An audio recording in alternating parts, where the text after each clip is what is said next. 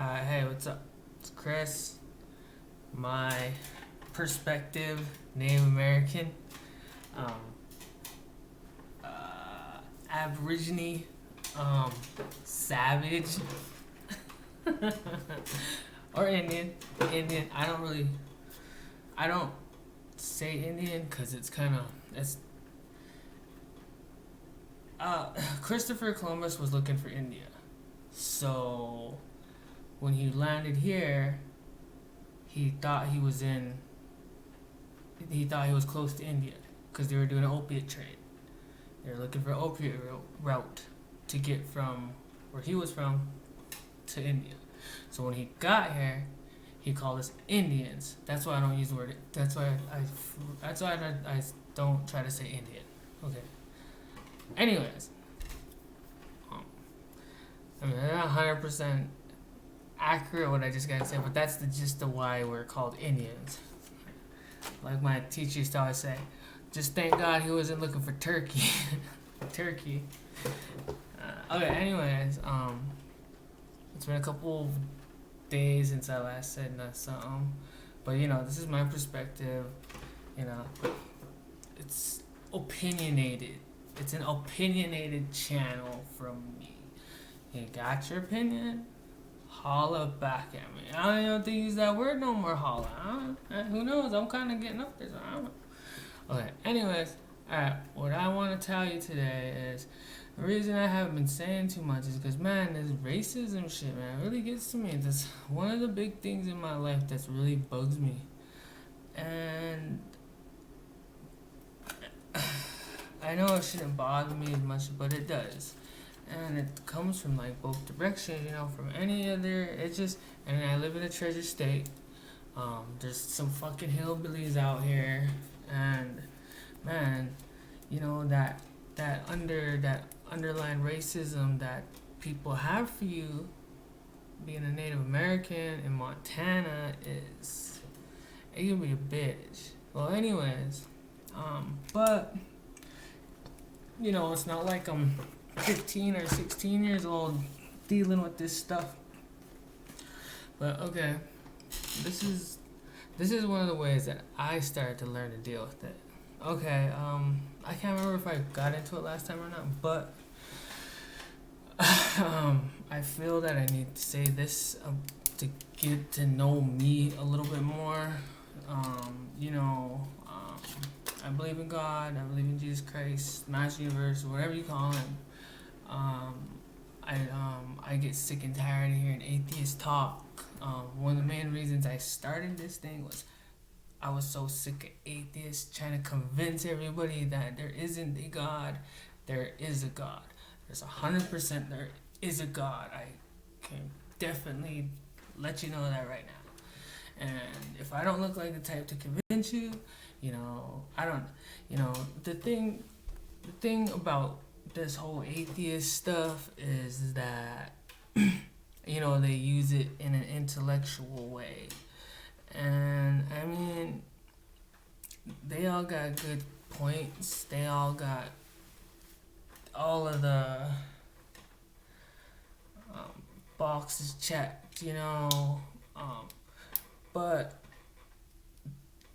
it's always that same argument. If God was real, why doesn't prayer work? I mean, for one thing, I'll let you know, prayer does work. Okay, just prayer works. But you can't, it's not like making a magic wish. You're not like rubbing a lamp and genieing it up, So when I hear that all the time, that's the one thing that makes it absolutely obsolete right then and there. Is your first thing you're doing is you're not having any faith behind it. And that's the argument that gets me. Oh, if it's so this and that, well, earth, well, why does prayer does not work? It's because you have to have faith with prayer. You can't just, you're just talking to the sky. If you don't have any feeling or truth to what you're asking, it's not gonna work. It's called faith. Faith is hard. I get it. But you know, God will answer your prayers if you ask. It says, "Have not if you ask not." You know, there's a couple other verses out there that I've I'm a big Job fan. If you don't know who Job is, he's the guy in the Bible that he had a pretty he had unexplicable, uncomprehendable, and unfathomable troubles. And if you need an answer, I should definitely tell you should read Job. It will open your eyes to, that's the way the world works sometimes.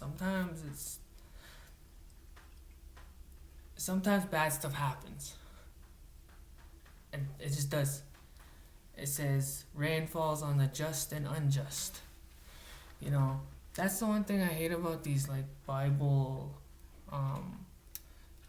these Bible hater guys that, just don't like it because of the fact of, one thing I know about atheism, I've read a lot of the books, because all of them are always the same.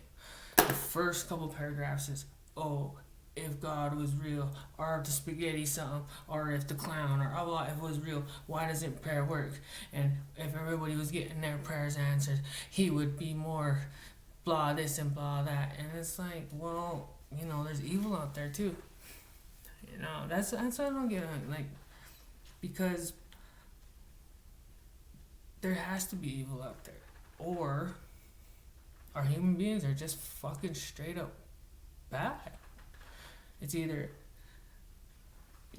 there's evil and there's good, and sometimes good doesn't triumph over evil, yo. And I'm not saying that. I mean, there's times where God is not. I mean, as a Christian, you gotta know that God is watching out for you. And if you're, and I hate to say it like this, and it sounds kind of selfish, but you don't have no protection of God if you don't believe in Him. And that's all He asks. That's all God asks of you, is to believe in Him and have faith in Him and glorify Him. And that's it.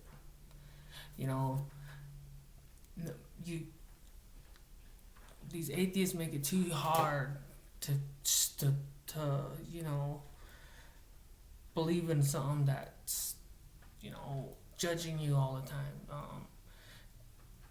making bad stuff happen all the time. It's not. No, man. It's not like bad situations don't happen on a daily. Read the Bible. The Bible has all kinds of bad situations in it. And, man, the Bible is real. I mean, if you want something and you want to think something bad happened to you, go to Job, homie. Man, you will love your life after you read Job. Anyways, but yeah, I've been kind of laying back on the whole, but yeah, God's real, and I really, really want everybody to know that, I believe in God, Jesus, Master, wherever you call Him.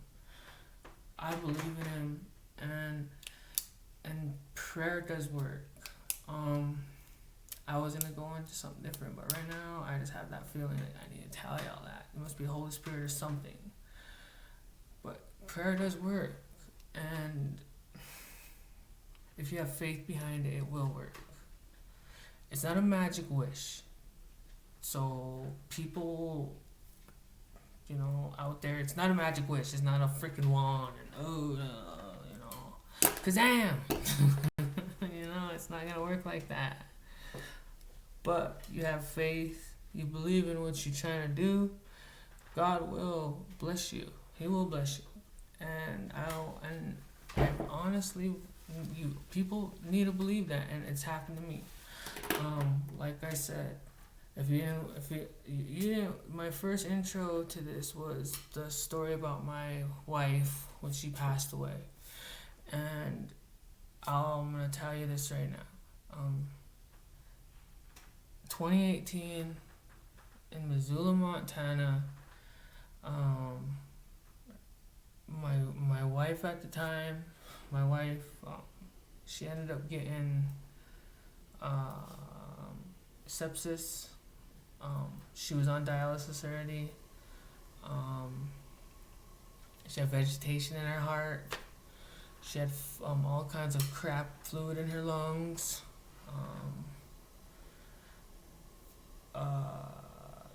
And on top of that, like her whole body was infected.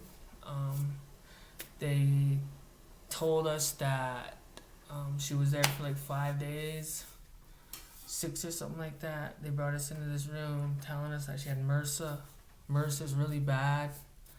She had MRSA. On top of MRSA, she had vegetation in her heart. On top of that, she had, like I just got done saying, and then on top of that, she had microscopic polymeningitis or meningitis. I don't know, one of the two. And they gave her a 60-40 on coming back later on, and after all of that, she was even in multi-organ failure. And I asked them, I said, well, what organs? And they were going to go to this big old list about what organs were failing. And the thing was, I was like, well, tell me which ones are working. Can you let me know what the organs what are working on her right now? And he's just like, looks to his paper. He's like, her stomach and her heart.